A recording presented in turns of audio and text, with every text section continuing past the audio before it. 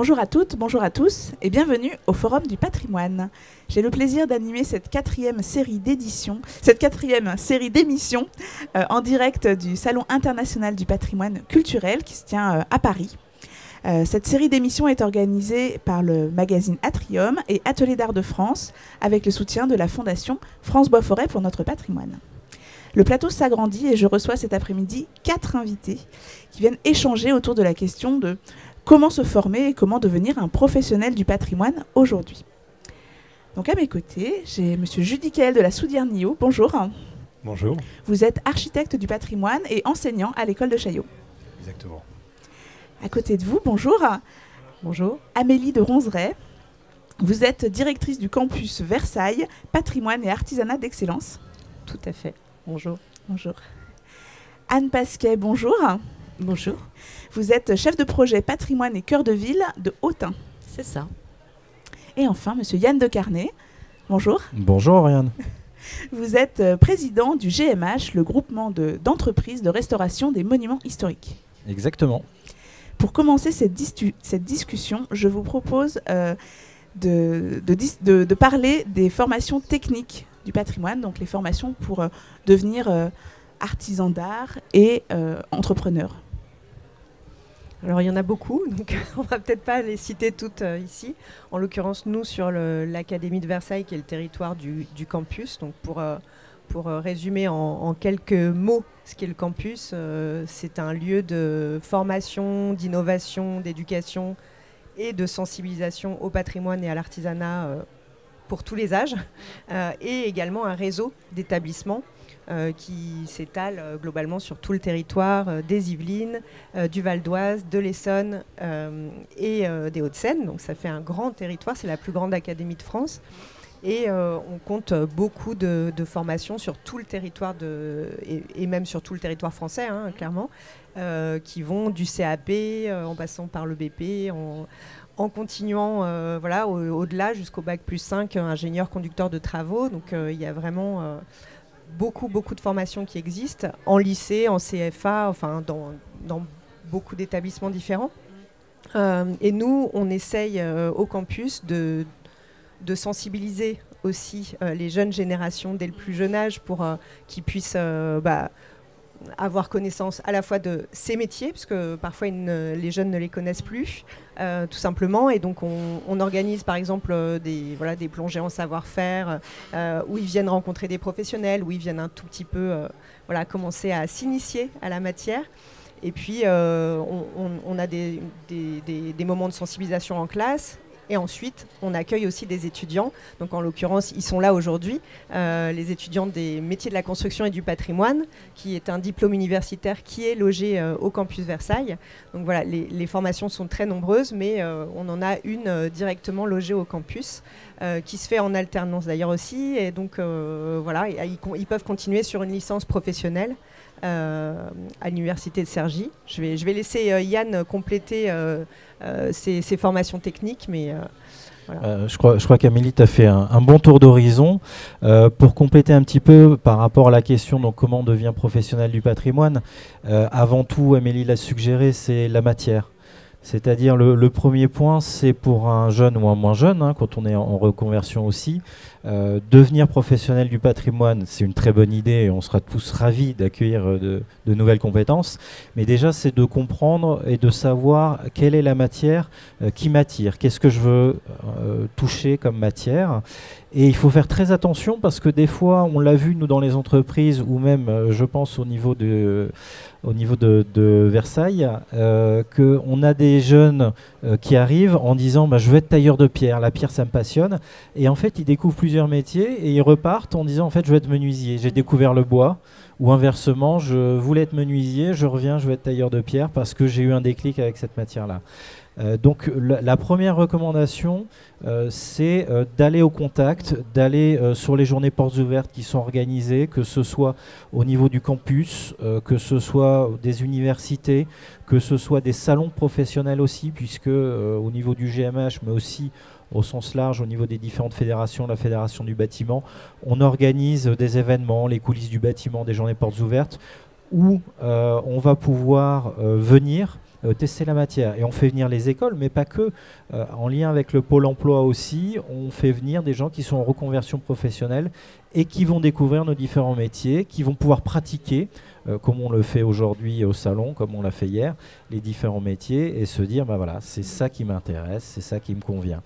Et ensuite, pour compléter, on peut avoir différents types de formations, donc soit des formations très scolaires avec des CAP, des licences, des formations qui sont peut-être un peu plus sur mesure, qu'on peut travailler en lien par exemple avec le campus de Versailles, qui sont adaptées parce que peut-être que je travaille, je continue une activité professionnelle, ou j'ai déjà un diplôme, je veux avoir un double diplôme, je pense qu'Amélie en parlera aussi, ou des formations en situation de travail, par exemple ce qu'on appelle la FEST, où l'entreprise peut être aidée, c'est-à-dire que j'arrive en disant je veux suivre telle formation et je vais être aidé par l'OPCO, l'organisme paritaire agréé de la branche, et l'entreprise va être subventionnée pour former justement quelqu'un à un nouveau domaine de compétences en pratiquant dans l'entreprise et à travers une subvention, une aide par rapport au taux horaire. Je ne peux que abonder à ce portrait tout à fait brillant, et je veux juste rajouter en effet que Yann a tout à fait raison. Nous, c'est vraiment notre philosophie, c'est l'apprentissage par le faire. Clairement, les jeunes de ces profils-là, vous ne les mettez pas dans une classe pendant toute l'année sans toucher à la matière. Ce n'est pas envisageable, c'est vraiment leur souhait. Et parfois même ils me font rire parce que quand ils sont derrière un bureau et qu'on fait une journée entière derrière un bureau, ils me disent on perd notre temps madame. Et là je dis ok, on n'a pas la même notion du temps, mais c'est intéressant de le voir comme ça. Et simplement on valorise vraiment cet apprentissage par le faire. C'est corroboré par les jeunes, et en effet c'est par la matière qu'on va se rendre compte de notre appétence, clairement. Et Yann a juste fait une référence au double diplôme. En effet, on a le projet au campus de créer des doubles diplômes, parce que finalement, se former à un seul métier pour toute la vie, ça fait aussi un peu peur, et notamment à cette génération qui a beaucoup plus l'habitude de changer d'univers, de changer de métier, etc. Donc voilà, on envisage de créer des diplômes ingénieurs et métiers du bois, par exemple, et beaucoup d'autres doubles diplômes, pour se dire on permet des parcours pluriels, et pas seulement une spécialisation voilà, jusqu'à la fin de ma carrière professionnelle, jusqu'à la fin de mes jours, qui est un peu moins dans l'air du temps aujourd'hui. Oui, je comprends effectivement. Et donc on parle effectivement des jeunes qui se forment, mais je crois qu'il y a donc des moins jeunes qui sont en reconversion. Il y en a de plus en plus. Absolument. Alors on a une formation qui est hébergée au campus, qui s'appelle d'ailleurs Devenir artisan, où on accueille finalement beaucoup de quarantenaires qui sont un peu en remise en question, en recherche de sens, qui ont déjà une vie professionnelle pour la plupart très riche, mais dans des secteurs absolument différents, et qui veulent finalement eux aussi arrêter d'être sans cesse parfois derrière un ordinateur et concevoir des choses avec leurs mains, ou bien être sur un chantier. Enfin voilà, eux aussi ils ont un appel du faire qui est très important aujourd'hui parmi les jeunes et les moins jeunes. Donc on dispense cette formation. Donc là, la prochaine session a lieu en janvier 2024, où c'est des séminaires très courts, 3 jours.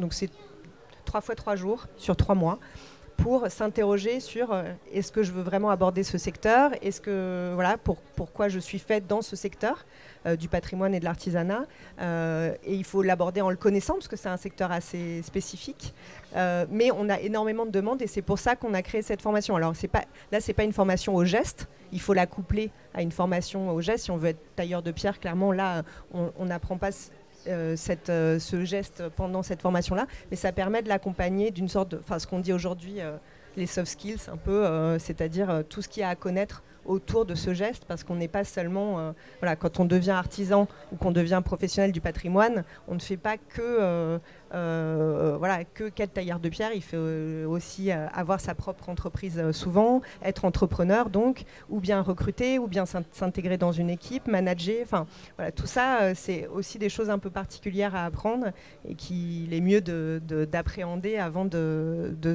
s'y engager totalement. Voilà. Je ne sais pas s'il y a des choses à rajouter. Oui, pour compléter, je pense que tu as fait le tour aussi. Pour compléter, je crois que le retour des entreprises par rapport à ces reconversions professionnelles, les entreprises du patrimoine sont extrêmement en demande de ces profils-là aussi, puisque quand on est dans le domaine du patrimoine, on est à chaque fois sur du sur-mesure. J'aime à dire à chaque fois qu'on est confronté à des moutons à 5 pattes, et c'est ce qui nous plaît dans notre métier, qu'on soit en maîtrise d'œuvre, qu'on soit entreprise, c'est découvrir, c'est de se dire pourquoi ça a été fait comme ça. Donc on a toujours face au bâtiment, il faut être humble, avoir un temps de recul et avoir un rapport au temps, de ne pas être dans cette situation d'immédiateté en se disant pourquoi, et de comprendre avant d'intervenir, de comprendre avant de concevoir, mais de comprendre aussi avant d'intervenir dans les entreprises. Et avec l'âge, avec la maturité, on acquiert aussi cette résilience par rapport au temps, en se disant oui, je vais refaire les décors de la cathédrale avec mon scalpel, mon pinceau, ça va me prendre 3 ans et demi. Avant de toucher à tel décor, pourquoi il a été fait comme ça? Est-ce que je ne vois pas des choses qui n'auraient pas été vues sur une fac de diagnostic? Peut-être un oubli, mais peut-être aussi parce que le bâtiment s'est dégradé entre-temps. Donc avant d'intervenir, de se poser les questions, d'avoir du recul. Et c'est pour ça que côté entreprise, on est extrêmement demandeur de ces profils en reconversion. Donc le message à passer pour les personnes qui se posent la question, c'est n'ayez pas peur. Les entreprises sont ravies et seront ravis de vous accueillir, coupler une formation adaptée, qui est forcément sur mesure. On estime que ces personnes-là ont toutes les compétences et tous les savoir-faire justement pour pouvoir intégrer nos entreprises. Merci beaucoup pour ce panorama très précis pour le devenir professionnel du patrimoine au sein des entreprises qui assurent la restauration de nos monuments. Peut-être on va s'intéresser à la maîtrise d'œuvre. Comment est-ce qu'aujourd'hui on devient architecte du patrimoine pour pouvoir travailler sur ces édifices incroyables? Alors avant d'être architecte du patrimoine, déjà il faut être architecte. Et donc il y a des études d'architecture qui sont quand même parfois un peu longues. Aujourd'hui un petit peu moins, c'est plus cadré. Donc c'est de 5 à 6 ans. Autrefois on faisait assez souvent nos études d'architecture en 8 ou 10 ans ou plus. Donc il y a une grosse vingtaine d'écoles nationales d'architecture en France et qui forment de façon assez hétérogène au patrimoine. Assez récemment, depuis quelques années, il y a quand même de plus en plus d'écoles qui ont qui développent en fait souvent en 4e ou 5e année des séminaires de formation déjà au patrimoine. Donc il y a une sensibilisation, plus qu'une sensibilisation, même des travaux effectués parfois assez poussés dans certaines écoles qui permettent déjà de se lancer dans ce domaine. Après, donc il y a après le diplôme d'architecte, une fois que nous sommes donc architectes maintenant DEA, HMOMP, il y a donc 2 écoles de formation qui forment en fait au DSA, Architecture et Patrimoine en France. Donc c'est l'école de Belleville et l'école de Chaillot. Alors je parle plus spécifiquement de l'école de Chaillot, c'est celle que j'ai effectuée, donc c'est la seule en fait qui permet d'avoir le titre d'architecte du patrimoine. Et donc cette formation à Chaillot, elle est je dirais qu'elle est un peu pas en 3 temps, mais en 3 temps simultanés. Il y a 3 objectifs, c'est à la fois assurer et enrichir un socle de connaissances tout de même poussé sur l'histoire, les technicités de mise en œuvre des monuments sur lesquels nous sommes amenés à travailler, ou même en cours, parce que l'école de Belleville, mais comme l'école de Chaillot, sont des écoles qui permettent de travailler en parallèle à côté. Donc ce sont des écoles en quelque sorte de praticiens, de personnes qui sont déjà dans la vie professionnelle. La deuxième partie, c'est d'arriver à comprendre, analyser et décoder un bâtiment, un ensemble. Donc effectivement, j'aime bien le corps à corps avec la matière dont vous avez parlé. Et voilà, cette matière, ce matériau, comment il évolue dans le temps, à l'échelle d'un monument, à l'échelle d'un centre urbain, d'une ville. Ça, c'est absolument capital et c'est ce qu'on apprend au sein de cette école. Et le troisième volet, en fait, et peut-être même le plus important dans l'école, c'est vraiment l'intégration, en fait, la compréhension d'une méthode, une méthode de travail qui nous permet, effectivement, c'est ce que vous disiez Yann, en maîtrisant le temps, en comprenant les différentes échelles de temps sur un monument et de comprendre comment intervenir avec une méthode en fait, la juste méthode par rapport au juste problème. Et l'école de Chaillot nous donne cette méthode qui est vraiment excellente, qui a fait ses preuves. Et la formation dure combien de temps ? Alors C'est l'école la de Chaillot, spécialisation. oui, oui, après les études d'architecture, donc Chaillot c'est 2 ans, et Belleville également 2 ans. Le DSA c'est un format en 2 ans. Et donc les architectes qui viennent en formation à Chaillot peuvent bénéficier donc de l'expérience de praticiens comme eux. C'est ça aussi qui est intéressant dans l'école de Chaillot, l'enseignement par des architectes du patrimoine qui exercent eux-mêmes en agence.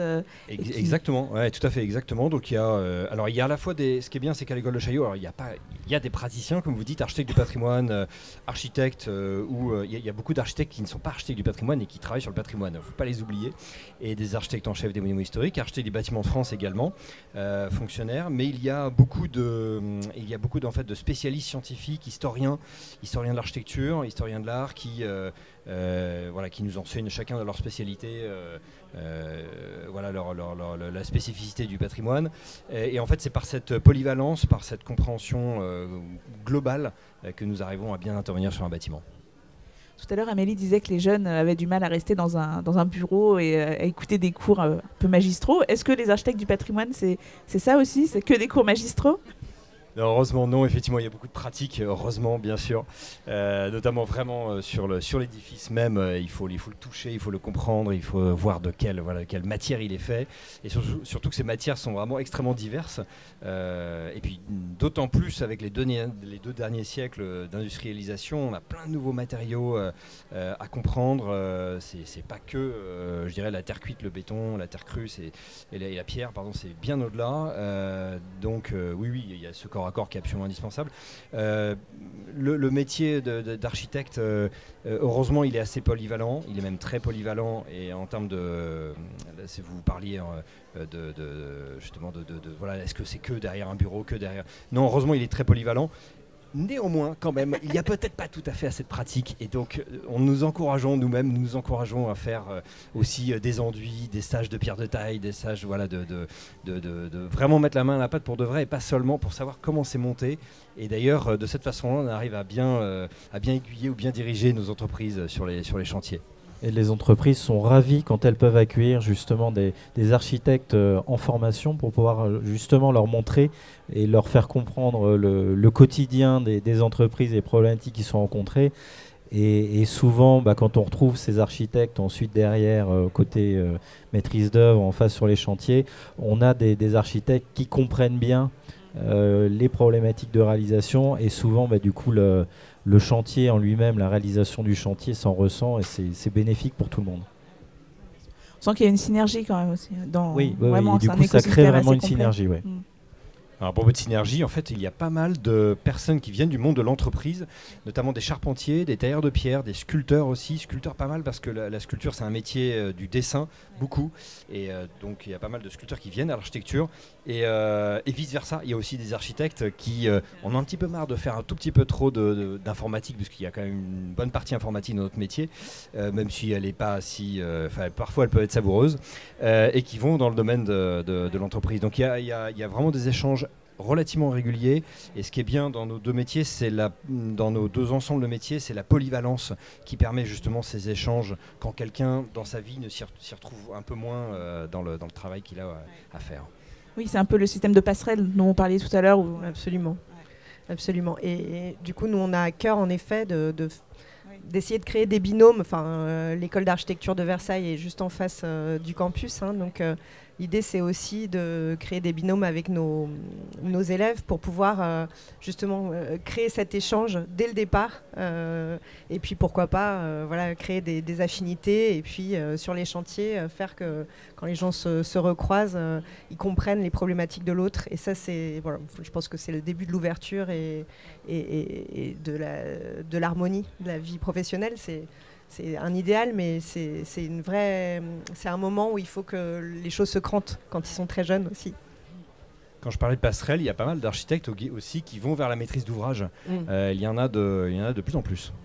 Alors justement, on va pouvoir parler de la maîtrise d'ouvrage, un acteur essentiel aussi dans la sauvegarde du patrimoine. Oui, effectivement, donc notamment quand on est en collectivité.